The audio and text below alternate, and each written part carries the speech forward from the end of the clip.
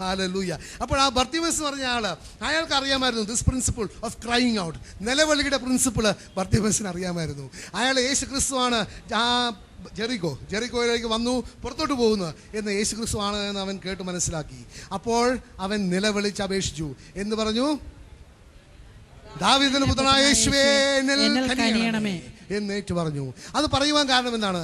ഒന്ന്, അവന് ദാവീദിന്റെ പുത്രനായ യേശുവാണ് അവിടെ പോകുന്നതെന്ന് അവന് മനസ്സിലായി. അതിനേക്കാൾ കൂടുതൽ ഞാൻ ഡോക്ടറിൻ്റെ അടുത്ത് പോകുന്നത് എന്തിനാണ്? ഞാൻ കുര്യൻ ചേട്ടൻ്റെ അടുത്ത് ഒരു ട്രീറ്റ്മെൻറ്റിന് പോകണമെന്നുണ്ടെങ്കിൽ എന്താ ഞാൻ പോകുന്നത്? കാരണം കുര്യൻ ചേട്ടന് എനിക്ക് തരാൻ, എന്നെ സുഖപ്പെടുത്തുവാനുള്ള മരുന്ന് എന്താണെന്ന് കുറിച്ച് തരാനുള്ള അറിവുണ്ട്. സുഖപ്പെടുത്തുന്നത് ദൈവമാണ്. പക്ഷേ ഏത് മരുന്ന് തരാൻ ഉണ്ടെന്ന് അല്ല ഞാൻ കറക്റ്റ് എടുത്ത് പോവുകയില്ല, അല്ല ഞാൻ ഈ പഞ്ചായത്ത് ഒട്ടും പോവുകയില്ല എനിക്ക് സൂക്കനുണ്ടെങ്കിൽ. കാരണം ഈ പഞ്ചായത്തിന് മരുന്നിനെ കുറിച്ച് ഒരു വിവരവുമില്ല. അപ്പോൾ ഞാനൊരു ഡോക്ടറെ അടുത്ത് പോകുന്നതിന് കാരണം എന്താണ്? എനിക്ക് ആ ഡോക്ടറിൽ വിശ്വാസമുണ്ട്.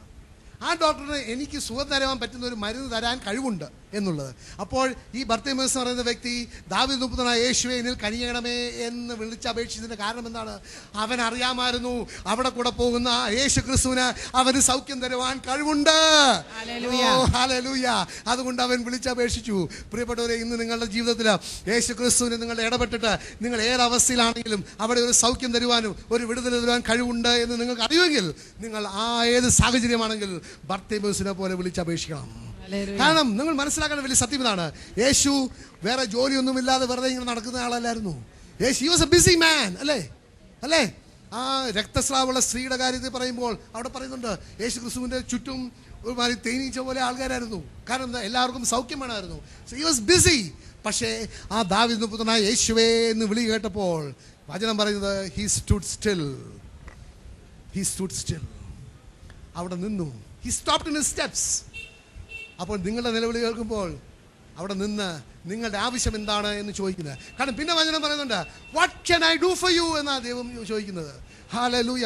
അവിടെ ദൈവത്തിൻ്റെ വചനം പറയുന്നത് മർക്കോസിന്റെ സുവിശേഷം 10-ാമത്തെ അധ്യായത്തിൽ. ഹല്ലേലൂയ. നമുക്കൊന്ന് പെട്ടെന്ന് സിസ്റ്റർ ഒന്ന് വായിക്കാവോ? 46 മുതൽ 52 വരെ പെട്ടെന്ന്. അവർ ജെറിക്കോയിലെത്തി. അവൻ ശിഷ്യന്മാരോടും ഒരു വലിയൊരു ജനാവലിയോടും കൂടെ ജെറിക്കോ വിട്ടു പോകുമ്പോൾ തിമേയോസിന്റെ പുത്രനായ ബർത്തിമേയോസ് എന്ന അന്ധയാചകൻ വഴിയരികിൽ ഇരിപ്പുണ്ടായിരുന്നു. നസ്രയനായ യേശുവാണ് പോകുന്നതെന്ന് അറിഞ്ഞപ്പോൾ അവൻ ഉച്ചത്തിൽ വിളിച്ചു പറഞ്ഞു, ദാവീദിന്റെ പുത്രനായ യേശുവേ എന്നിൽ കനിയണമേ. നിശബ്ദനായിരിക്കുവാൻ പറഞ്ഞുകൊണ്ട് പലരും അവനെ ശകാരിച്ചു. എന്നാൽ അവൻ കൂടുതൽ ഉച്ചത്തിൽ വിളിച്ചു പറഞ്ഞു, ദാവീദിന്റെ പുത്രനായ എന്നിൽ കനിയണമേ. യേശു പെട്ടെന്ന് ഒരു ചെറിയ പ്രിൻസിപ്പിൾ ഇതാണ്. നിങ്ങൾ കരഞ്ഞപേക്ഷിക്കുമ്പോൾ കുറെ പേര് പറയും ഇയാളോടല്ല കരയേണ്ടത്, വേറെ ആളോടെ കരയേണ്ടത്. ഹലോ, ഇയാളോടല്ല കരയേണ്ടത്, വേറെ ആളോടെ കരയേണ്ടത്. അപ്പോൾ ബർത്തിമേസ് അവരോടൊക്കെ എന്താ പറഞ്ഞതെന്ന് എനിക്കറിയില്ല. പക്ഷേ he continued crying out to the lord. Hallelujah. കാരണം he must have been so desperate. അല്ലേ? ഭയങ്കര ഡെസ്പറേറ്റ് ആയിരിക്കും. കണ്ട് അതിനറിയാം ഈ വ്യക്തിക്ക് എന്നെ ചികിത്സ എനിക്ക് ഒരു സൗഖ്യം തരാൻ പറ്റുന്ന വ്യക്തിയാണെന്ന് അറിയുകയും ചെയ്യാം. അതേസമയത്ത് ഇവിടെ കുറേ നാട്ടുകാരും എന്ന് പറയുകയാണ് അവനോടല്ല പറയേണ്ടത്, വേറെ ആളോടെ പറയേണ്ടത്. അവൻ എന്താണ് അവരോട് പറഞ്ഞതെന്ന് എനിക്ക് അറിഞ്ഞൂടാ. പക്ഷേ പിന്നെയും കരഞ്ഞപേക്ഷിച്ചു. അപ്പോൾ യേശു പെട്ടെന്ന് നിന്നിട്ട് പറഞ്ഞു, പെട്ടെന്ന് നിന്നു, അവനെ വിളിക്കുക. You can stop God. You can stop God for your need. എപ്പോഴാണ്? കരഞ്ഞപേക്ഷിക്കണം. ആരൊക്കെയാ കരഞ്ഞപേക്ഷിക്കാൻ തയ്യാറുള്ളവർ? കൈകൾ പൊക്കണം പ്രിയപ്പെട്ടവരെ. ഇല്ല എന്ന് പറഞ്ഞാൽ ദൈവം കേൾക്കുകയില്ല കേട്ടോ. See, God is watching. His eyes are upon you. നമുക്ക് വേറെ സ്ക്രിപ്റ്റ് ഞാൻ വായിച്ചു തരാം. His eyes are upon you. അവർ അന്ധനെ വിളിച്ച് അവനോട് പറഞ്ഞു, ധൈര്യമായിരിക്കും, എഴുന്നേൽക്കുക, യേശു നിന്നെ വിളിക്കുന്നു. അവൻ പുറംകുപ്പായം വലിച്ചെറിഞ്ഞ് കുതിച്ചു ചാടി യേശുവിന്റെ അടുത്തെത്തി. യേശു ചോദിച്ചു, ഞാൻ നിനക്ക് വേണ്ടി എന്ത് ചെയ്യണമെന്നാണ് നീ ആഗ്രഹിക്കുന്നത്? പറയുമ്പോൾ എന്ത് ചെയ്യണം? ആരാണ് അത്രയും കോൺഫിഡൻസോടുകൂടി ചോദിക്കുക ഞാൻ നിനക്ക് എന്താ ചെയ്തു തരുന്നത്? ആർക്കാണ് ഇത് പറയാൻ പറ്റുക? കഴിവുള്ളവനല്ലേ പറ്റുള്ളൂ. അല്ലേ? ഒരാള് നമ്മളോട് സഹായത്തിന് വരിക, ആരും പറയുകയില്ല ഞാൻ നിനക്ക് എന്താ വേണ്ടത് ചോദിച്ചോ. രാജാക്കന്മാർ പോലും രാജ്യത്തിൻ്റെ പകുതിയെ കൊടുക്കുള്ളൂ. അല്ലേ? ഹലോ, നമ്മൾ കഥകളൊക്കെ വായിച്ച് കേട്ടിട്ടില്ലേ? I will give you anything, even half my kingdom. അല്ലേ? പക്ഷെ ദൈവം അവനോട് there is no limit for his bounty. He says ഞാൻ നിനക്ക് എന്താണ് ചെയ്യേണ്ടത്? അതുതന്നെ എന്താണ് ദൈവം തന്നെ ഇൻഡയറക്റ്റ് ആയിട്ട് പറയാണ്, നിന്റെ ആവശ്യങ്ങളെല്ലാം എനിക്ക് ചെയ്തു തരാൻ കഴിവുണ്ട്. What do you want? There is nothing impossible for my God. ഒന്ന് നമുക്കറിയാം ലൂക്കായുടെ സുവിശേഷം 1-ാമത്തെ അധ്യായം 37-ാമത്തെ വചനം പറയുന്നുണ്ട്, but for God nothing is impossible. ഒന്ന് പറഞ്ഞേ, എന്റെ ദൈവത്തിന് അസാധ്യമായ ഒന്നുമില്ല. എന്റെ ദൈവത്തിന് അസാധ്യമായ ഒന്നുമില്ല. അതുകൊണ്ടാണ് ആ ദൈവം ചോദിച്ചു നിനക്ക് എന്താ വേണ്ടത്? പ്രിയപ്പെട്ടവരെ, നിങ്ങൾ കരഞ്ഞപേക്ഷിച്ചാൽ ആ ദൈവം വന്ന് നിങ്ങളോട് ചോദിക്കും, മകളെ, മകനെ, നിനക്ക് എന്താ വേണ്ടത്? അപ്പോൾ നിങ്ങളുടെ ആവശ്യം പറഞ്ഞാൽ മതി. പലരും വിചാരിക്കും ഈ ആവശ്യങ്ങൾ മനസ്സിൽ പറഞ്ഞാൽ മതി. ഈ മനസ്സിൽ പ്രാർത്ഥന എന്ന് പറഞ്ഞൊരിതുണ്ട് അല്ലേ? ഹലോ, മനസ്സിൽ പ്രാർത്ഥിക്കുക അല്ലേ? ഇതിങ്ങനെ കുറേ കഴിയുമ്പോൾ ഉറങ്ങും. മനസ്സിൽ പ്രാർത്ഥിച്ചാൽ ഉറങ്ങും. ഞാനത് പ്രാക്ടിക്കലായിട്ട് മനസ്സിലാക്കിയതാണ്. പേഴ്സണൽ പ്രയർ രാത്രി എഴുന്നേറ്റ് മനസ്സിൽ പ്രാർത്ഥിക്കും, കുറേ കഴിയുമ്പോൾ ഉറക്കമാണ്. അതിലൊക്കെ നല്ലത് എങ്ങനെയാണ് പ്രാർത്ഥിക്കണത്? മുട്ടുകുത്തണം. മുട്ടുകൂട്ടി കയറുന്നത് ഉറങ്ങുകയില്ല. മുട്ടുകുത്തി ഉറങ്ങാൻ നമുക്ക് അറിഞ്ഞുകൂടാ. അതിൽ ആനയോ കുതിരയൊക്കെ ഉറങ്ങുമായിരിക്കും, പക്ഷെ മനുഷ്യനെ ഉറങ്ങാൻ ബുദ്ധിമുട്ടാണ്. ഹല്ലേലൂയ. അതുകൊണ്ട് എന്താണ്, ദൈവം അവിടെ നിന്നു അവനോട് ചോദിച്ചു, നിനക്ക് എന്താണ് വേണ്ടത്? പ്രിയപ്പെട്ടവരെ, നിങ്ങൾ കരഞ്ഞപേക്ഷിക്കുകയാണെങ്കിൽ നമ്മളുടെ ദൈവത്തിന്, ഹല്ലേലൂയ, നമ്മളുടെ ദൈവത്തിന് നമ്മളുടെ ആവശ്യങ്ങളെല്ലാം തരുവാൻ കഴിവുണ്ട്. ബാക്കി വായിച്ച് പ്രാർത്ഥിക്കുമ്പോൾ നിങ്ങൾ you must open your lips and confess. എൻ്റെ ദൈവമേ, എനിക്കത് വേണം. നിന്റെ വചനം പറയുന്നത് അത് എനിക്ക് തരും. അല്ലെങ്കിൽ വചനത്തിൽ എന്താണ് നിങ്ങളുടെ ആവശ്യം എന്നാൽ ആ വചനം നിങ്ങൾ കോട്ട് ചെയ്യണം. നിങ്ങൾ അതനുസരിച്ച് ദൈവത്തോട് ചോദിക്കണം. അതരങ്ങൾ തുറന്ന് ചോദിക്കണം. You must confess with your lips. അതാണ് റോമാർക്കുള്ള ലേഖനം 10-ാമത്തെ അധ്യായത്തിൽ പറഞ്ഞത്. If you call upon the name of the Lord, you will be saved. നിങ്ങൾ അവിടെ പറഞ്ഞില്ലല്ലോ, നിങ്ങൾ മനസ്സിൽ യേശു ക്രിസ്തു കർത്താവാണ് എന്ന് വിചാരിച്ചാൽ രക്ഷപ്പെടും. പറഞ്ഞോ? ഹലോ, പറഞ്ഞിട്ടുണ്ടോ? അതരം കൊണ്ടേറ്റ് പറയണം. If you confess with your lips that Jesus Christ is Lord, you will be saved. If you confess with your mind എന്ന് പറഞ്ഞിട്ടില്ല. അപ്പോൾ ഈ മൈൻഡ് പ്രാർത്ഥനയൊക്കെ നിർത്തണം. Pray with your lips. Confess with your lips that Jesus Christ is Lord. അപ്പോൾ അങ്ങനെയാണ്. ഒന്ന് ആലോചിച്ച് നോക്കിയേ. ബർത്തിമേസ് മനസ്സിൽ യേശു ക്രിസ്തുവിനോട് പറയുക, ദാവീദിന്റെ പുത്രനായ യേശുവേ, ഇത് മനസ്സിൽ ആലോചിച്ചിട്ടുണ്ടെങ്കിൽ കേൾക്കുമോ? ഞാൻ ഡോക്ടറിലോട്ട് പോകുന്നില്ല. പലരും എനിക്ക് ദൈവം ഹൃദയം മനസ്സിലാക്കുന്ന ദൈവമാണ്. കറക്റ്റ്, അതൊക്കെ അതിലൊന്നും വ്യത്യാസമില്ല. ഞാൻ പറയുന്നത് നിങ്ങൾ അതരം കൊണ്ട് ഏറ്റു പറയണം. You must confess with your lips that Jesus Christ is Lord. അതുമാത്രമല്ല, എൻ്റെ ജീവിതത്തിലെ പ്രശ്നങ്ങൾ നേരിടുവാനും അതുമാത്രമല്ല അവിടെ ഒരു ഉത്തരം തരുവാനും കഴിവുള്ള ദൈവമാണ് നീ എന്ന് നമ്മൾ ഏറ്റു പറയണം. കാരണം എന്താണ്? ഹല്ലേലൂയ. നമ്മൾ മാത്രമല്ല, മാലാഖമാരും യേശു ക്രിസ്തു മാത്രമല്ല, നിങ്ങളുടെ എതിർ വരുന്ന സാത്താനും കേൾക്കണം. നിങ്ങളുടെ എതിർ വരുന്ന സാത്താനും അത് കേൾക്കണം. എൻ്റെ ദൈവത്തിന് സാത്താൻ നിങ്ങളുടെ മനസ്സ് അറിയാൻ പറ്റില്ല. അറിയോ? He cannot understand your thoughts. സാത്താൻ ഒരു തരത്തിൽ നോക്കാം, അവൻ്റെ കഴിവ് നമ്മളെ പോലെ തന്നെയാണ്. നിങ്ങളുടെ ചേച്ചിയുടെ മനസ്സ് എനിക്കറിയാവോ? ഇല്ല. ചേച്ചി എന്താണ് ഇപ്പോൾ ചിന്തിക്കുന്നത് പോലെ അറിയില്ല. പക്ഷേ അതിനെ കൊണ്ട് ഏറ്റു പറഞ്ഞാൽ അറിയലേ? സാത്താനോട് നിങ്ങൾ ഏറ്റു പറയണം, എൻ്റെ കർത്താവ് യേശു ക്രിസ്തുവാണ്. ഞാൻ യേശു ക്രിസ്തുവിൻ്റെ രക്തത്തിൻ്റെ കീഴിലുള്ളവനാണ്. ഞാൻ യേശു ക്രിസ്തുവിൻ്റെ മകളാണ് എന്ന് ഏറ്റു പറയണം. അപ്പോൾ അവൻ കേൾക്കും. ഹല്ലേലൂയ. പിന്നെ വായിച്ചേ. യേശു ചോദിച്ചു, ഞാൻ നിനക്ക് വേണ്ടി എന്ത് ചെയ്യണമെന്നാണ് നീ ആഗ്രഹിക്കുന്നത്? അന്ധൻ അവനോട് പറഞ്ഞു, ഗുരു, എനിക്ക് കാഴ്ച വീണ്ടും കിട്ടണം. യേശു പറഞ്ഞു, നീ പോയിക്കൊള്ളുക, നിന്റെ വിശ്വാസം നിന്നെ രക്ഷിച്ചിരിക്കുന്നു. നിന്റെ വിശ്വാസം നിന്നെ രക്ഷിച്ചിരിക്കുന്നു. പ്രിയപ്പെട്ടവരെ, ദിസ് ഈസ് എ കീ. നിങ്ങളുടെ അനുഗ്രഹത്തിലേക്കുള്ള ഒരു താക്കോലാണ്. എന്താണ്? നിങ്ങൾ വിശ്വസിക്കുക. വിശ്വസിച്ചാൽ അത് സംഭവിക്കും. ദൈവഹിതം അനുസരിച്ച് വിശ്വസിക്കുക കേട്ടോ. അല്ല, ഞാൻ വലിയ കോടീശ്വരനാകണം, വലിയ ബിസിനസ് വേണം, 10 കപ്പൽ വേണം, അല്ലെങ്കിൽ 100 കാറ് വേണം എന്നൊക്കെ പറഞ്ഞ് വിശ്വസിച്ചാൽ ദൈവം തരികയില്ല. കാരണം അത് കിട്ടിയിട്ടുണ്ടെങ്കിൽ ഞാൻ നിത്യനാശത്തിലേക്ക് പോകുള്ളൂ. അതുകൊണ്ട് തരികയില്ല. എങ്കിലും ദൈവഹിതമനുസരിച്ച് നമ്മൾ എന്ത് ചോദിച്ചാലും ദൈവം തീർച്ചയായിട്ടും തരും. വിശ്വാസത്തോടുകൂടി നമ്മൾ ചോദിച്ചിട്ടുണ്ടെങ്കിൽ. അവിടെയും ദൈവം, അവിടെ ഹീലിംഗ് എപ്പോഴാണ് വന്നത്? 1 മാസം കഴിഞ്ഞ് 2 മാസം കഴിഞ്ഞാൽ ഇമ്മീഡിയറ്റ്ലി എന്നാണ് പറഞ്ഞത്. And immediately he received sight and followed Jesus on the way. അപ്പോൾ നമ്മൾ മനസ്സിലാക്കണം, അവിടെ പാസ് ഓവർ എവിടെ നിന്നായിരുന്നു? ആ പാസ് ഓവർ ബർത്തിമേസിനുണ്ടായിരുന്ന ആ പാസ് ഓവർ എവിടെ നിന്നായിരുന്നു? ഒരു ഭിക്ഷ യാചിച്ച ഒരു വ്യക്തിയായിരുന്നു. അയാൾക്ക് ദൈവത്തെ, യേശുവിനെ വ്യക്തിപരമായി കണ്ടുമുട്ടുകയും ആ യേശു ക്രിസ്തു രക്ഷകനാം നാഥനുമാണെന്ന് ഏറ്റുപറയുകയും ആ ദൈവത്തിന് അവൻ്റെ സാഹചര്യത്തിൽ ഇടപെട്ടിട്ട് ഒരു സൗഖ്യം തരാൻ കഴിവുണ്ട് എന്ന് ഏറ്റുപറയുകയും ചെയ്ത അടിസ്ഥാനത്തിൽ അവനൊരു സൗഖ്യം ചെയ്ത് കഴിഞ്ഞപ്പോൾ ആ പാസ് ഓവർ, ആ ഭിക്ഷ യാചിച്ച ആ ബെഗർ ആരായിരുന്നു? യേശുവിനെ അനുഗമിക്കുന്ന ഒരു വ്യക്തിയായി. ദൈവത്തിന് വചനം പറഞ്ഞ ആൻഡ് ഹി ഫോളോഡ് ജീസസ്. അപ്പോൾ നിങ്ങളുടെ ജീവിതത്തിൽ പ്രിയപ്പെട്ടവരെ, ഒരു പാസ് ഓവർ വേണമെന്നുണ്ടെങ്കിൽ നിങ്ങൾ നിലവിളിച്ച് അപേക്ഷിക്കണം. നാളെയാണെങ്കിൽ രാത്രി എഴുന്നേറ്റ് അപേക്ഷിച്ചാൽ മതി. വീട്ടുകാരൊക്കെ ചിലപ്പോൾ ഏറ്റവും നല്ല സമയം രാത്രി എഴുന്നേറ്റ് അപേക്ഷിക്കുക, മുട്ടയിൽ നിന്ന് കരഞ്ഞ് അപേക്ഷിക്കുക. അപ്പോൾ ദൈവം അവിടെ വന്ന് ഇടപെടും. അത് വിശ്വസിക്കാൻ ആരൊക്കെയുണ്ട്? നിങ്ങൾ ഒന്ന് ട്രൈ ചെയ്യുക കേട്ടോ. നിങ്ങൾക്കൊരു പ്രശ്നമുണ്ടെങ്കിൽ നിങ്ങളൊന്ന് രാത്രി എഴുന്നേറ്റ് മുട്ടയിൽ നിന്ന് ദൈവത്തോട് വിളിച്ച് അപേക്ഷിക്കുക. He will answer. ജീവിക്കുന്ന ദൈവമാണെങ്കിൽ ആൻസർ ചെയ്യും. വാഗ്ദാനത്തിൽ വിശ്വസനാണെങ്കിൽ ആൻസർ ചെയ്യും. കാരണം ദൈവത്തിൻ്റെ വചനം അതാ പറയുന്നത്. നിങ്ങൾ എന്നെ വിളിച്ചപേക്ഷിക്കുക, ഞാൻ നിങ്ങളുടെ നിലവിളി ശ്രവിക്കും. ദൈവത്തിൻ്റെ വാഗ്ദാനത്തിൽ വിശ്വസനാണ് പ്രിയപ്പെട്ടവർ. പിന്നെ നമുക്കറിയാം ദൈവത്തിൻ്റെ വചനത്തിൽ നോക്കുകയാണെങ്കിൽ എക്സോഡസ് പുറപ്പാട് പുസ്തകം 2-ാമത്തെ അധ്യായം 22-ാമത്തെ വചനം, അവിടെ നോക്കുകയാണെങ്കിൽ നമുക്കറിയാം ദൈവം ആ നിലവിളി കേട്ടിട്ട് ആ ദൈവം ആ ഉടമ്പടി എക്നോളജ് ചെയ്തപ്പോൾ ദൈവം അവിടെ ഒരു ബന്ധം സ്ഥാപിച്ചു. ആ ബന്ധം എന്താണ്? ഒന്ന് വായിച്ചേ. പുറപ്പാട് പുസ്തകം 4:22-23. അവിടെ ദൈവം പറയുകയാണ്, മോശയോട് പറയുകയാണ്, ഫെറോയോട് പോയി നീ ഇത് പറ, നീ ഫറവോയോട് പറയണം, കർത്താവ് പറയുന്നു, ഇസ്രായേലിന്റെ പുത്രനാണ്, ഇസ്രായേലിന്റെ പുത്രനാണ് എന്റെ ആദിജാതൻ. ഞാൻ നിന്നോട് ആജ്ഞാപിക്കുന്നു, എന്നെ ആരാധിക്കാൻ വേണ്ടി എന്റെ പുത്രനെ വിട്ടയക്കുക.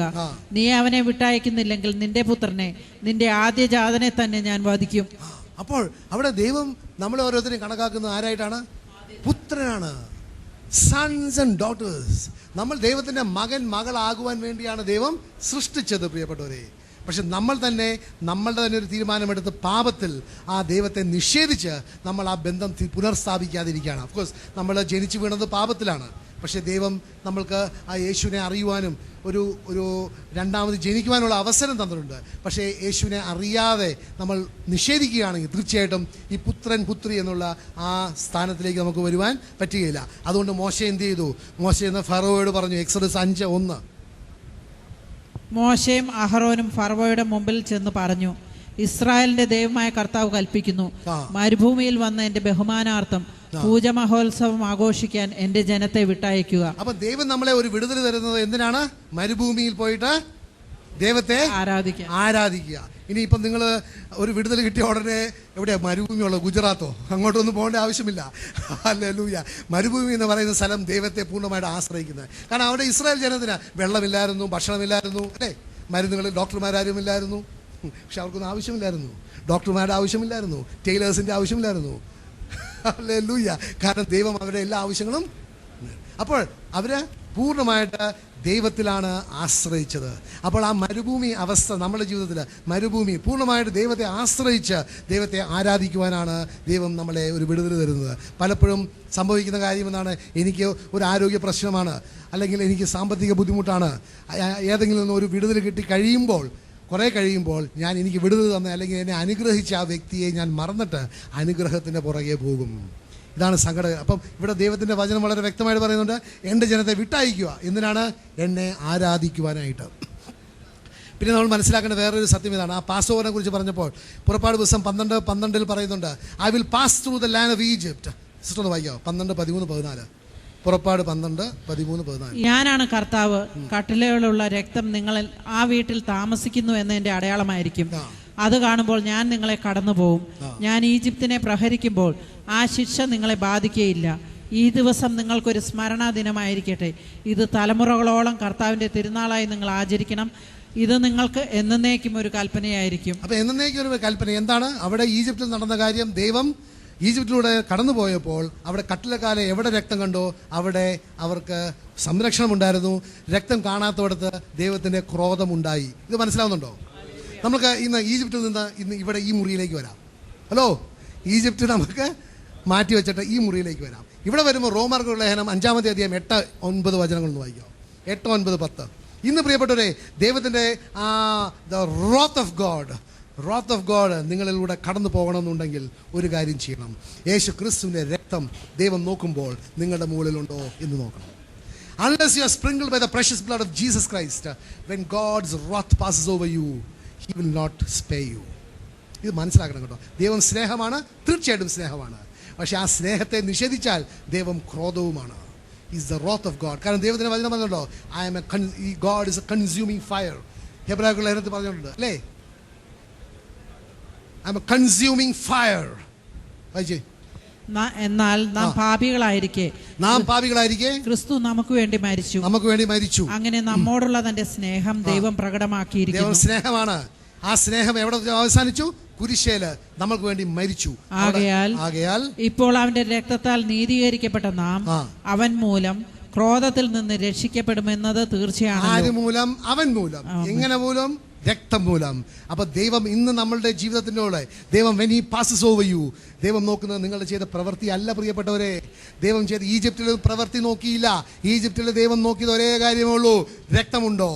ഇന്ന് ദൈവം നോക്കുന്നത് രക്തമുണ്ടോ, വേറെ ഒന്നും നോക്കുന്നില്ല. ഇത് നിങ്ങളുടെ മനസ്സിലും നിങ്ങളുടെ ഹൃദയത്തിലും ഒന്ന് എടുക്കണമേ. കാരണം നിങ്ങൾ നല്ല പ്രവൃത്തി ചെയ്ത് കൊടുക്കും, നരകത്തിൽ പോയി പല്ല് കടിക്കുന്നതിനേക്കാൾ നല്ലത് ആ യേശുവിൻ്റെ രക്തത്തിൻ്റെ കീഴിൽ വരികയാണ്. കാരണം നല്ല പ്രവൃത്തി ചെയ്യുന്നത് നല്ലതാണ്, പക്ഷെ നല്ല പ്രവൃത്തി ചെയ്യുന്നതിൻ്റെ അടിസ്ഥാനത്തിലല്ല രക്ഷ. രക്ഷ യേശുക്രിസ്തുവിന്റെ രക്തത്തിന്റെ അടിസ്ഥാനത്തിലാണ്. 10-ാമത്തെ വചനം വായിച്ചേ. നാം ശത്രുക്കളായിരുന്നപ്പോൾ അവിടുത്തെ പുത്രന്റെ മരണത്താൽ ദൈവവുമായി രമ്യപ്പെട്ടുവെങ്കിൽ. എങ്ങനെ ഞാൻ രമ്യപ്പെട്ടു? അവന്റെ പുത്രന്റെ മരണത്താൽ ദൈവവുമായി രമ്യപ്പെട്ടുവെങ്കിൽ രമ്യപ്പെട്ടതിന് ശേഷം അവന്റെ ജീവൻ മൂലം രക്ഷിക്കപ്പെടുമെന്നതും തീർച്ച. അപ്പോൾ യേശു ക്രിസ്തു ഈ പുസ്തകം വായിക്കുകയാണെങ്കിൽ, ദൈവത്തിന്റെ വചനം വായിക്കുകയാണെങ്കിൽ, ഇവിടെ ഒരിടത്തും പറഞ്ഞിട്ടില്ല രക്ഷ വേറെ ഒരു വ്യക്തിയിലുണ്ടെന്ന്. ഇവിടെ പറഞ്ഞിരിക്കുന്നുണ്ട് പലയിടങ്ങളിലും രക്ഷ യേശു ക്രിസ്തുവിന്റെ നാമത്തിൽ മാത്രമേ ഉള്ളൂ എന്നുള്ളത്. പ്രിയപ്പെട്ടവരെ, ഇത് സ്വീകരിക്കേണ്ട സമയമായി. ആരും നിങ്ങളെ കബളിപ്പിക്കാൻ നിങ്ങൾ സമ്മതിപ്പിക്കരുത്. കാരണം നിങ്ങൾ നഷ്ടപ്പെടാൻ പോകുന്നത് നിങ്ങളുടെ നിത്യതയാണ്. ഒരിക്കലും അത് വെച്ച് കളിക്കരുത്. ഏത് വ്യക്തി ഏത് സ്ഥാപനത്തിൽ പ്രഘോഷിക്കുന്ന വചനമാണെങ്കിൽ പോലും ഈ ദൈവത്തിൻ്റെ വചനത്തിൻ്റെ വിപരീതമാണെങ്കിൽ അത് നിഷേധിക്കേണ്ട സമയമായി. അത് എങ്കിൽ മാത്രമേ നിങ്ങൾക്ക് നിങ്ങളുടെ സ്വന്തം രക്ഷ നിങ്ങൾക്ക് മുറുകെ പിടിക്കുവാനും അത് സേഫ് ഗാർഡ് ചെയ്യാനും പറ്റുകയുള്ളൂ. പിന്നെ നമുക്കറിയാം, അങ്ങനെ നോക്കുമ്പോൾ സങ്കീർത്തനം, ദൈവം എപ്പോഴും കരയുന്ന ഒരു ജനത്തെയാണ് നോക്കുന്നത്. ദൈവത്തിൻ്റെ കണ്ണുകൾ നമ്മളുടെ മുകളിൽ ഉണ്ട്. സങ്കീർത്തനം 34:15 വായിക്കാമോ? അവിടെ the eyes of the Lord are upon you, and ദൈവം കരയുന്നവരെ നോക്കുന്നുണ്ട്. എന്റെ ദൈവം കർത്താവ് നീതിമാന്മാരെ കടാക്ഷിക്കുന്നു, അവിടുന്ന് അവരുടെ വിലാപം ശ്രദ്ധിക്കുന്നു. അവരുടെ വിലാപം ശ്രവിക്കുന്നു. നിങ്ങൾ സത്യം മനസ്സിലാക്കണം. He hears a cry of people because his eyes are upon you. അപ്പോൾ നിങ്ങൾ എപ്പോൾ നിലവിളിച്ച് അപേക്ഷിക്കുന്നു, ദൈവത്തിൻ്റെ കണ്ണുകൾ നിങ്ങളുടെ മുകളിലാണ്. because he hears your cry. അതാണ് ദൈവ സ്നേഹമാണെന്ന് പറയുന്നത്. അല്ല വെറുതെ തെമ്മാടത്തരം ചെയ്തിട്ട് ദൈവം രക്ഷ തരും, അതാണ് സ്നേഹമെന്ന് പറഞ്ഞാൽ അത് കബളിപ്പാണ്. പക്ഷെ നിങ്ങളുടെ നിസ്സഹായ അവസ്ഥ നിങ്ങൾ ഏറ്റുപറഞ്ഞ് നിങ്ങൾ കരഞ്ഞപേക്ഷിക്കുകയാണെങ്കിൽ ആ നല്ലവനായ സ്നേഹമായ ദൈവം ശ്രവിക്കും. Hello, hallelujah. പിന്നെ നമുക്കറിയാം, ദൈവത്തിൻ്റെ വചനം നോക്കുകയാണെങ്കിൽ ഹല്ലേലൂയ. പിന്നെ അതുകൊണ്ടാണ് നമ്മൾക്ക് വേറെ സംഗതി ഞാൻ നേരത്തെ സൂചിപ്പിച്ച പോലെ പാസ് ഓവർ. ആദ്യം നമ്മുടെ ജീവിതത്തിൽ ഒരു പാസ് ഓവർ ഉണ്ട്. ആ പാസ് ഓവർ അവസ്ഥ, ദാറ്റ് ഈസ് ഈജിപ്തിൽ ആദ്യം എന്താ നടന്നത്? ഒരു പാസ് ഓവർ അല്ലേ? പാസ് ഓവർ കഴിഞ്ഞിട്ടാണ് ഒരു പുറപ്പാട് നടന്നത്. ആ പുറപ്പാട് എങ്ങോട്ടായിരുന്നു? വാഗ്ദാന ഭൂമിയിലേക്കായിരുന്നു അല്ലേ? അപ്പോൾ നമ്മുടെ ജീവിതത്തിലും ആദ്യം ഒരു പാസ് ഓവർ നടക്കണം. അത് കഴിഞ്ഞിട്ട് ഒരു പുറപ്പാട് നടക്കണം. അത് കഴിഞ്ഞിട്ട് ദൈവത്തിൻ്റെ വാഗ്ദാന ഭൂമിയിലേക്ക് പ്രവേശിക്കുവാൻ പറ്റും. അപ്പോൾ നമ്മുടെ ജീവിതം നോക്കുകയാണെങ്കിൽ ആദ്യത്തെ ആ പുറപ്പാട് എങ്ങനെയാണ്? നമുക്കറിയാം, നമ്മളിവിടെ വചനത്തിൽ വായിച്ചു കേട്ടു, നമ്മളെ ജസ്റ്റിഫൈ ചെയ്യുന്നത്, നമ്മളെ നീതീകരിക്കുന്നത് എന്താണ്? നമ്മളുടെ നല്ല പ്രവൃത്തികൾ അല്ലേ? അല്ല, എന്താണ് നമ്മളെ നീതീകരിക്കുന്നത്? യേശു ക്രിസ്തുവിന്റെ രക്തം മാത്രം. അതുകൊണ്ടാണ് 2 Corinthians 5-ാമത്തെ വചനത്തിൽ ഞാൻ ഇവിടെ എപ്പോഴും പറയുന്നതാണ്. പക്ഷേ I love that word because that is the essence of your salvation. Hello, that is the essence of your salvation. എന്താ പറയുന്നത്? ദൈവത്തിന്റെ അവനിൽ നാം എല്ലാവരും ദൈവത്തിന്റെ നീതിയാകേണ്ടതിന് പാപം അറിയാത്തവനെ ദൈവം നമുക്ക് വേണ്ടി പാപമാക്കി. He who knew no sin was made sin for us that we might become the righteousness of God in him. അതാണ് ദൈവത്തിന്റെ നീതി, അതാണ് ദ പാസ് ഓവർ. അപ്പോൾ ദൈവം ആ ദിനത്തിൽ പാസ് ഓവർ ചെയ്യുമ്പോൾ അവിടെ കാണുന്നത് നമ്മൾ ദൈവത്തിൻ്റെ യേശു ക്രിസ്തുവിൻ്റെ രക്തത്താൽ നീതീകരിക്കപ്പെട്ടു. പാസ് ഓവർ, ദൈവത്തിൻ്റെ യേശുവിൻ്റെ രക്തത്താൽ നീതീകരിക്കപ്പെട്ടു. Pass over. അങ്ങനെ he will pass over you. He will pass over the sins previously committed എന്നാണ് ദൈവത്തിൻ്റെ വചനം പറയുന്നത്. നമ്മൾ നേരത്തെ ചെയ്ത പാപങ്ങളെല്ലാം ദൈവം ക്ഷമിക്കും. കാരണം നമ്മൾ ദൈവത്തിൻ്റെ ആ കുഞ്ഞാടിൻ്റെ രക്തത്തിൻ്റെ കീഴിലാണ് വരുന്നത്. അങ്ങനെ ഒരു പാസ് ഓവർ കഴിഞ്ഞിട്ട് പിന്നെയുണ്ട് ഒരു എക്സഡസ്. നമുക്കറിയാം, ഈജിപ്തിൽ ആ ജനം അന്ന് ആ രാത്രി ആ സംഹാര ദൂതൻ പോയപ്പോൾ രക്തം കണ്ടപ്പോൾ അവിടെ ഒരു ദൈവത്തിൻ്റെ ക്രോധം കാണുകയോ അല്ലെങ്കിൽ അവിടെ ഒരു ആദ്യത്തെ ജാതിന് മരണം സംഭവിക്കുകയോ ചെയ്തിട്ടില്ല. പക്ഷെ നിങ്ങളൊന്ന് ആലോചിച്ച് നോക്കുക, അന്ന് അങ്ങനെ ദൈവത്തിൻ്റെ ആ സ്നേഹം അനുഭവിച്ച വ്യക്തികൾ മോശ നമുക്ക് പോകാം എന്ന് പറഞ്ഞപ്പോൾ അവിടെ നിന്നിരുന്നെങ്കിൽ എന്ത് പറ്റും അവർക്ക്? പറയുന്നത് മനസ്സിലാകുന്നുണ്ടോ? പാസ് ഓവർ കഴിഞ്ഞു, ഫെയർ ഓവർ പറഞ്ഞു, നിങ്ങൾ പോയിക്കോ, ഗെറ്റ് ഔട്ട് എന്ന് പറയുകയാണ്.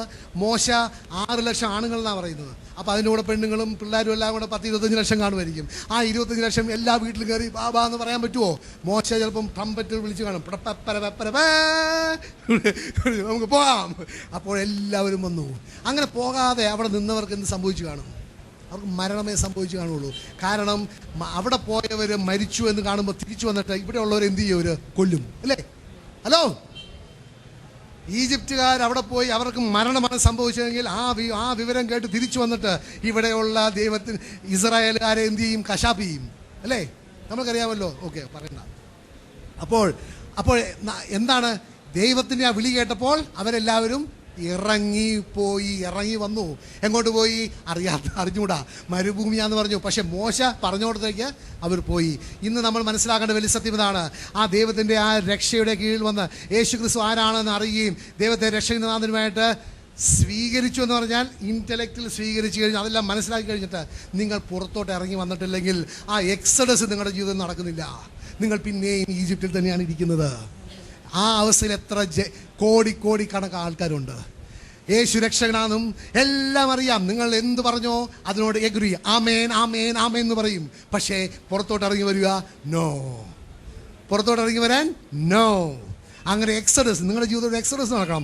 അതാണ് 2 കൊരിന്ത്യർ 6-ാമത്തെ അധ്യായം 18-19 വചനങ്ങൾ 17-18 വചനങ്ങൾ പറയുന്നുണ്ട്. ദൈവത്തിൻ്റെ വാഗ്ദാനം ഇസ്രായേലിൽ നിന്ന് ഇസ്രായേൽ ജനത്തിന് ഒരു വാഗ്ദാന ഭൂമിയിലേക്ക് ദൈവം കൊണ്ടുപോവുകയാണെങ്കിൽ അതിൻ്റെ കൂടെ ഒരു അനുഗ്രഹത്തിൻ്റെ വാഗ്ദാനമുണ്ട്. ആ അനുഗ്രഹത്തിൻ്റെ വാഗ്ദാനത്തിന് കീഴിൽ വരണമെന്നുണ്ടെങ്കിൽ ഈ സെപ്പറേഷൻ നടക്കണം, ഈ എക്സഡസ് നടക്കണം. ഈ എക്സഡസ് നടക്കാതെ, ഈ പുറപ്പാട് നടക്കാതെ കാനാൻ ദേശത്ത് ചെല്ലുമോ?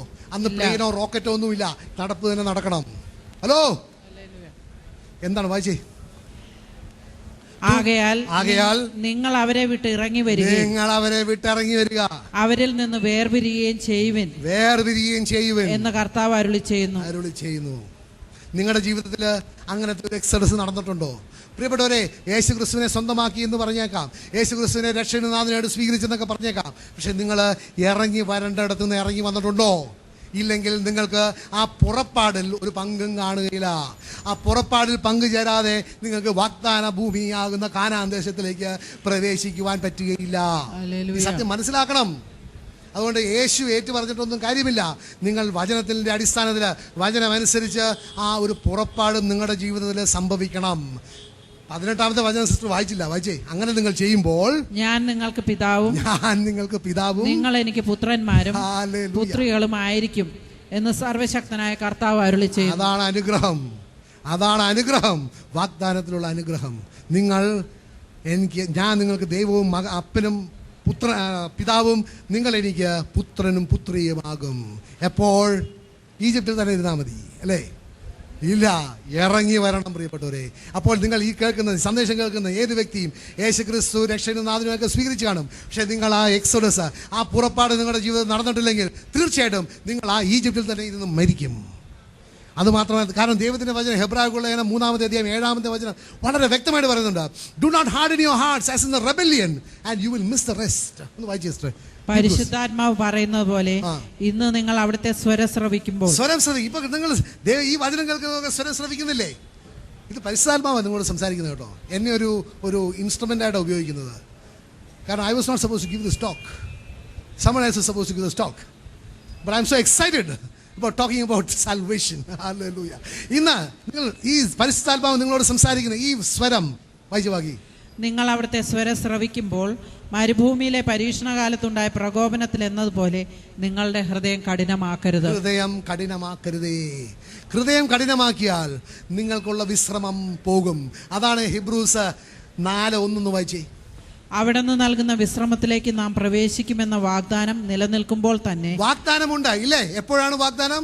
നിങ്ങൾ ആ പാസ്ഓവർ കഴിഞ്ഞു, ദൈവം ഒരു വാഗ്ദാനം തന്നിട്ടുണ്ട്. കാരണം എന്താണ്? നിങ്ങൾക്ക് തന്ന വാഗ്ദാനത്തിന്റെ അടിസ്ഥാനത്തിലല്ല, എബ്രഹാമിനും ഇസ്ഹാക്കിനും യാക്കോബിനും ഒരു ഉടമ്പടി കൊടുത്തിട്ടുണ്ട്. അതിന്റെ അടിസ്ഥാനത്തിൽ നിങ്ങൾക്കും കാനാൻ ദേശത്തിലേക്ക് പ്രവേശിക്കാം. അപ്പോൾ അവിടെ വചനം പറയുന്നത് ഒന്നുകൂടെ വായിച്ചത്. അവിടെ നിന്ന് നൽകുന്ന വിശ്രമത്തിലേക്ക് നാം പ്രവേശിക്കുമെന്ന വാഗ്ദാനം നിലനിൽക്കുമ്പോൾ തന്നെ. വാഗ്ദാനം നിലനിൽക്കുന്നുണ്ട് എപ്പോഴും. അതിൽ പ്രവേശിക്കാൻ കഴിയാത്തവരായി നിങ്ങളിൽ ആരെങ്കിലും കാണപ്പെടുമോ എന്ന് നാം ഭയപ്പെടണം. കഴിയാത്തവരായി കാണപ്പെടുമോ എന്ന് ഞാൻ ഭയപ്പെടുന്നു. അപ്പോൾ നമുക്ക് ദൈവം വാഗ്ദാനം ചെയ്ത അനുഗ്രഹങ്ങൾ നമ്മൾക്ക് തന്നെ നിഷേധിക്കാം. കാരണം ദൈവം വാഗ്ദാനത്തിൽ വിശ്വസ്തനാണ്, അല്ലേ? അതാണ് as the promise of the rest is still there, he is afraid that you might loose it.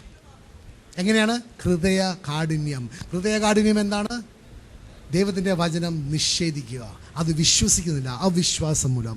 അങ്ങനെ വരുമ്പോൾ തീർച്ചയായിട്ടും പ്രിയപ്പെട്ടെ, ദൈവസ്നേഹമാണ് തീർച്ചയായിട്ടും. പക്ഷേ നിങ്ങൾ ദൈവത്തിൻ്റെ വിശ്രമം കാണുകയില്ല. കാരണം എന്താണ്? ഹൃദയ കാഠിന്യം. ഹല്ലേലൂയ.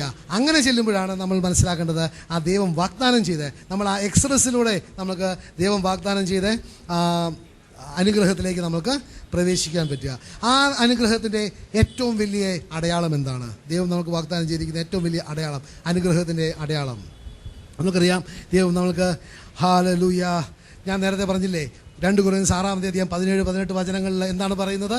ഞാൻ നിങ്ങളുടെ പിതാവും നിങ്ങൾ പുത്രനും പുത്രിയാകും. അതിൽ കൂടുതൽ വലിയ അനുഗ്രഹമുണ്ടോ? രാജാവിൻ്റെ മകൻ മകളാകുന്നതിനേക്കാൾ കൂടുതൽ അനുഗ്രഹമുണ്ടോ? അവിടെ 1 ഏക്കർ സ്ഥലം കിട്ടിയാൽ അതാണോ, അതോ മകനാകണോ മകളാകണോ നല്ലത്? Hallelujah, hallelujah. അതുകൊണ്ടാണ് എഫിഷ്യൻസ് 2-18 വചനം പറയുന്നത് എങ്ങനെയാണ് നമുക്ക് പിതാവായ ദൈവത്തിൻ്റെ സന്നിധിയിൽ പ്രവേശിക്കാനുള്ള അവകാശം. ദൈവത്തിൻ്റെ വചനത്തിൽ ഇതൊക്കെ അവകാശങ്ങളാണ്. അതാണ് യോഹന്നാന്റെ സുവിശേഷം 1-12 വചനം പറയുന്നത്, For as many as believed in him, as many as received him, God gave them a right to become a son of God. ദൈവം അവകാശങ്ങൾ, കാരണം ദൈവം വാഗ്ദാനത്തിൽ വിശ്വസനാണ്. നമ്മൾ ചെയ്യേണ്ട കാര്യം നമ്മൾ ചെയ്തിട്ടുണ്ടെങ്കിൽ അതിൽ നിന്ന് വരുന്നത് അവകാശമാണ്. പറയുന്നത് മനസ്സിലാകുന്നുണ്ടോ? He is A covenant keeping God. ദൈവം പറയാണ് നീ ഇത് ചെയ്താൽ നിനക്കിത് കിട്ടും. അപ്പം ഞാനത് ചെയ്ത് കഴിഞ്ഞിട്ടുണ്ടെങ്കിൽ ആ കിട്ടേണ്ടത് എൻ്റെ അവകാശമാണ്. ഹലോ, ഞാൻ ചെയ്യണം, ചെയ്ത് കഴിഞ്ഞാൽ അത് എൻ്റെ അവകാശമാണ്. ചെയ്തിട്ടില്ലെങ്കിൽ എനിക്ക് അതിലേക്ക് പ്രവേശിക്കാൻ പറ്റുകയില്ല. ഒന്ന് വായിച്ചേ എഫിഷ്യൻസ് 2:18. അപ്പോൾ നമ്മൾ ദൈവത്തിൻ്റെ വാഗ്ദാനത്തിൽ നമ്മൾ എന്ത് അനുസരിക്കുന്നുവോ ദൈവം അത് നമ്മൾക്ക് തരുന്നത് നമ്മളുടെ ഒരു അവകാശമായിട്ടാണ്. അതിനാൽ അവനിലൂടെ ഒരേ ആത്മാവിൽ ഇരുകൂട്ടർക്കും പിതാവിന്റെ സന്നിധിയിൽ പ്രവേശിക്കാൻ സാധിക്കുന്നു. ഇനിമേൽ നിങ്ങൾ അന്യരോ പരദേശികളോ ഞാൻ ദൈവത്തിന്റെ ഒരേ ആത്മാവിൽ ദൈവത്തിന്റെ സന്നിധിയിൽ പ്രവേശിക്കുവാൻ ആരിലൂടെ? നല്ല പ്രവൃത്തിയുടെ, അല്ലേ? കുറെ ചാരിറ്റി ഒക്കെ ചെയ്തു, അല്ലേ? കുറേ പേര് ഹോസ്പിറ്റലിലൊക്കെ പോയി കണ്ടു, അല്ലേ? അതൊക്കെ നല്ല കാര്യങ്ങളാണ്, നിങ്ങൾ ചെയ്യണം കേട്ടോ. നിങ്ങൾ ഹോസ്പിറ്റലിൽ പോയി രോഗികളെ കാണണം, മരുന്ന് വാങ്ങിക്കാൻ കഴിവില്ലാത്തവർക്ക് സഹായം കൊടുക്കണം. നിങ്ങൾ എല്ലാ നന്മ പ്രവൃത്തികളും ചെയ്യണം. തീർച്ചയായിട്ടും ഞാൻ കളിയാക്കിയല്ല പറയുന്നത്, യു മസ്റ്റ് ഡു ഇറ്റ്. കാരണം യാക്കോബിന്റെ ലേഖനത്തിൽ പറയുന്നുണ്ട് പ്രവൃത്തിയില്ലാത്ത വിശ്വാസം ശൂന്യമാണെന്ന്. ഹലോ, പ്രവൃത്തിയില്ലാത്ത വിശ്വാസം ശൂന്യമാണ്. അതും നിങ്ങളെ തന്നെ കബളിപ്പിക്കുകയാണ്. അപ്പോൾ നിങ്ങൾ നല്ല പ്രവൃത്തികൾ ചെയ്യണം. പക്ഷെ നിങ്ങൾ മനസ്സിലാക്കേണ്ട അടിസ്ഥാന സത്യം ഇതാണ്, നിങ്ങളുടെ നല്ല പ്രവൃത്തികളല്ല നിങ്ങളെ രക്ഷിക്കുന്നത്, അതിനുപരി യേശു ക്രിസ്തുവിലുള്ള വിശ്വാസമാണ് നിങ്ങളെ രക്ഷിക്കുന്നത്. രക്ഷയും പ്രവൃത്തിയുമായിട്ട് കണക്ഷനില്ല. രക്ഷയും പ്രവൃത്തിയുമായിട്ട് കണക്ഷനില്ല. പക്ഷേ രക്ഷപ്പെട്ടവൻ പ്രവർത്തിക്കും. പ്രവൃത്തിയല്ല രക്ഷ, രക്ഷപ്പെട്ടവൻ പ്രവർത്തിക്കും. മനസ്സിലായോ? വായിച്ചേ 19. അങ്ങനെ ഞാൻ യേശു ക്രിസ്തുവിനോട് ഒരു വ്യക്തിപരമായ സ്നേഹബന്ധം, പിതാവും ഞാനുമായിട്ട് ഒരു ബന്ധമുണ്ടായി കഴിയുമ്പോൾ, ഇവിടെ 2 കൊരിന്ത്യർ 6 അധ്യായത്തിൽ 17-18 വചനങ്ങൾ പറഞ്ഞതുപോലെ ഞാൻ നിങ്ങളുടെ പിതാവും നിങ്ങൾ എൻ്റെ പുത്രനും പുത്രിയും ആകുമെന്ന് പറഞ്ഞതുപോലെ തന്നെ ഇവിടെ ഇനിമേൽ നിങ്ങൾ അന്യരോ പരദേശികളോ അല്ല, ഇനിമേൽ നിങ്ങൾ അഡ്രസ് ഇല്ലാത്ത പാർട്ടീസ് ഒന്നുമല്ല, വിശുദ്ധരുടെ സഹപൗരരും ദൈവഭവനത്തിലെ അംഗങ്ങളുമാണ്. ദൈവഭവനത്തിലെ അംഗങ്ങളുമാണ്. ഒന്ന് പറഞ്ഞേ, ഞാൻ ദൈവഭവനത്തിലെ അംഗമാണ്. ഞാൻ ദൈവഭവനത്തിലെ അംഗമാണ്. ഹല്ലേലൂയ. നമുക്ക് എല്ലാവർക്കും ഒരു അഡ്രസ് ഉണ്ട്.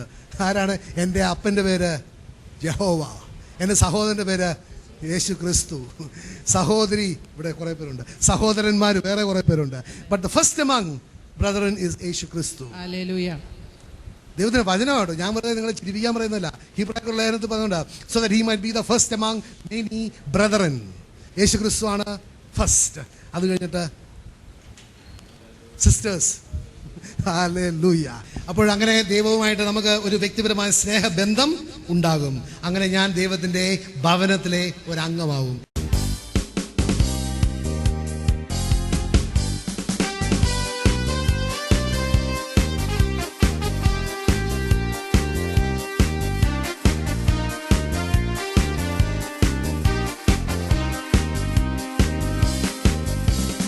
Jesus, living